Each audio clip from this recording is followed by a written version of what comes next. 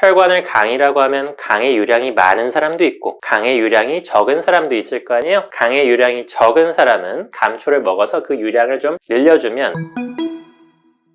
네, 여러분 안녕하세요. 위장을 치료하는 김상태 원장입니다. 감초 추출물 건강기능식품을 드시는 분들 많으시죠? 위장 환자를 많이 치료해본 한의사로서 이 감초 추출물이 어떠한 효과가 있는지, 부작용이 있다면 그것은 무엇인지, 어떤 사람에게 특히 잘 맞을 것인지에 대해서 설명을 드리고자 합니다. 이 영상을 끝까지 보시면 감초라는 것에 대해서 잘 이해하시게 되고 감초 추출물 건기식이나 영양제가 나한테 잘 맞을지 잘 이해하실 수 있게 될 겁니다.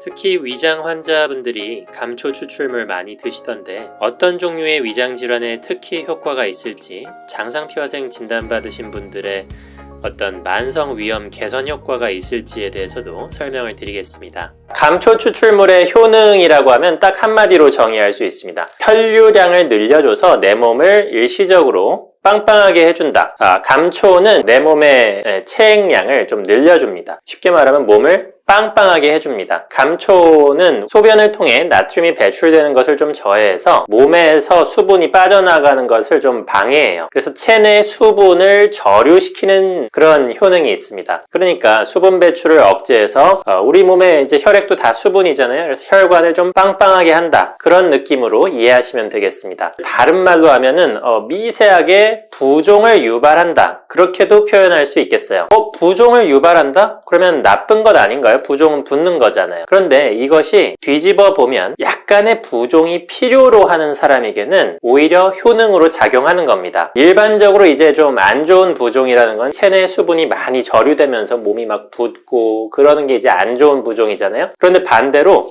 체내 수분이 너무 없어서, 그러니까 부종의 반대 상황, 저체액성 병증이라고 하는데 대표적으로 저혈압이나 툭하면 어지럽거나 일어설 때마다 어지럽거나 아니면 굉장히 이제 좀 말랐거나 조금만 움직여도 가슴이 두근두근 하거나 쥐가 잘 나거나 배에도 쥐가 날 수 있죠? 배 위경련이 잘 나거나 이러한 어떤 저체액성 병증, 우리 몸의 수분이 충분하게 유량이 흐르지 못하면서 생기는 그런 불편감을 자주 호소하시는 분들에게는 감초를 먹어서 체내의 수분을 조금 저류시키면 그러한 병증, 불편감들이 많이 해소가 됩니다. 반대로 평소에 잘 붓는 사람들, 그리고 혈압도 좀 높으신 분들, 그런 분들이 드시면 오히려 부작용이 생길 수 있겠죠. 평소에도 잘 붓는데 더 붓게 되거나 혈압이 더 오르게 되거나 그럴 수도 있습니다.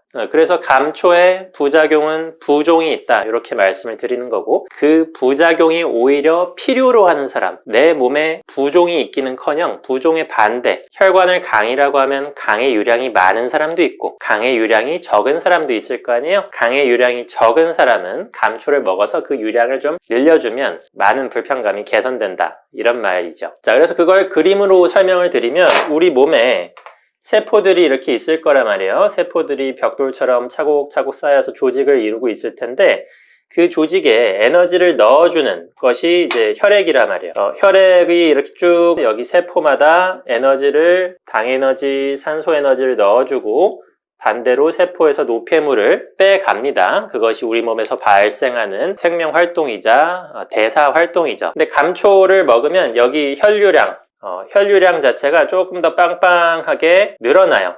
그래서 평소에 기운 없고 어지럽고 이 혈류량이 부족해서 저체액성 병증을 가지고 있던 사람들에게는 세포에게 영양물질을 전달해 주기가 용이해집니다. 그런데 단점도 있어요. 감초가 영양분이 풍부한 물질은 아니에요. 이런 어떤 혈류량을 일시적으로 빵빵하게 늘려주는 효과는 있지만 거기 안에 근본적인 효과가 있는 약은 아니에요. 그래서 여기 감초가 있는데 이 감초를 먹어보면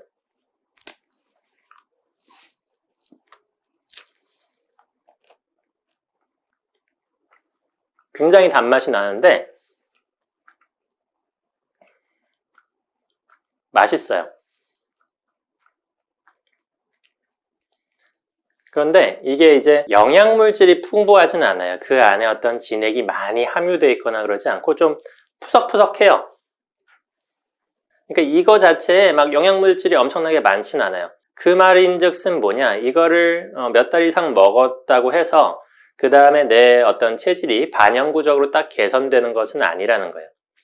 그래서 여기서 혈류량을 일시적으로 반짝 늘려주긴 하지만 정말 뭐 소화력이 만성적으로 약하고 그런 사람들은 사실 이 세포와 혈관 사이에 이런 세포 외액, 세포 간질액이라고 하죠. 이 부분도 사실 굉장히 채워줘야 될 게 많아요. 이런 건 다 영양물질로 채우는 거거든요.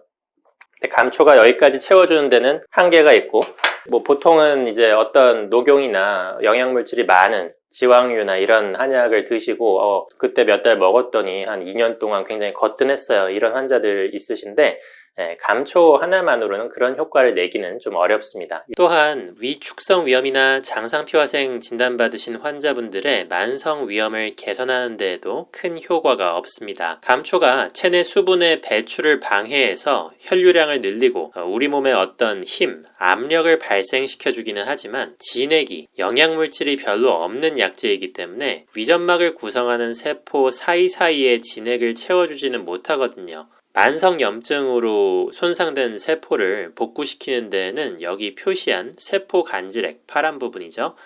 여기가 중요한 역할을 하는데 이곳을 채워주는 약재는 먹었을 때 아주 쫀득쫀득하고 진액이 많은 약재여야 돼요. 감초는 여기 그 빨간 부분 혈류량을 증가시켜주긴 하지만 여기 파란 부분까지 채워주지는 못한다는 것입니다. 일시적으로 기능을 약간 올려주는 그런 효과가 있는 약이기 때문이죠. 그래서 일종의 링거 맞는 거랑도 좀 비슷하다고 보시면 돼요. 링거 맞으면 기능이 반짝 올라가서 기운 없던 사람이 기운도 좀 나고 하잖아요. 그런데 그렇다고 내가 링거를 1년 내내 맞으면 1년 내내 맞은 다음에 좀 슈퍼맨이 되거나 체질적으로 완전히 개선되거나 하는 것은 아니죠. 그런 것처럼 감초는 어떤 일시적인 혈류량 늘려주는 그런 효과가 있다. 그리고 링거 중에서도 감초 주사 있는 거 아시죠? 글리시리진 성분으로 되어 있는 주사인데 실제로 그게 들어갔을 때 체내 수분 저류를 유도해서 감초를 먹었을 때와 비슷한 효과를 내게 됩니다. 자, 오늘 내용 정리해드리겠습니다. 감초라는 것의 효능은 체내의 혈류량을 일시적으로 빵빵하게 늘려주는 효과를 가집니다. 그래서 이걸 소량만 써도 약방의 감초라는 말이 있잖아요. 소량만 써도 다른 약의 흡수를 더 용이하게 만들어줘요. 여기를 넓혀주니까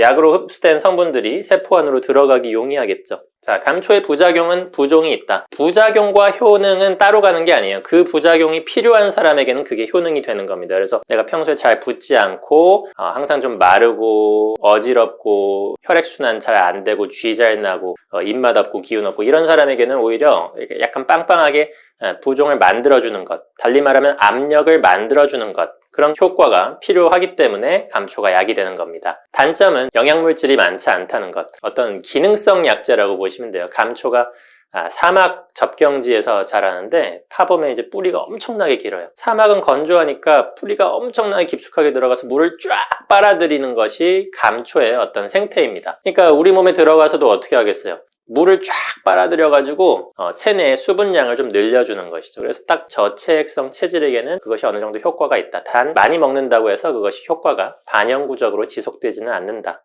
이렇게 설명을 드리겠습니다.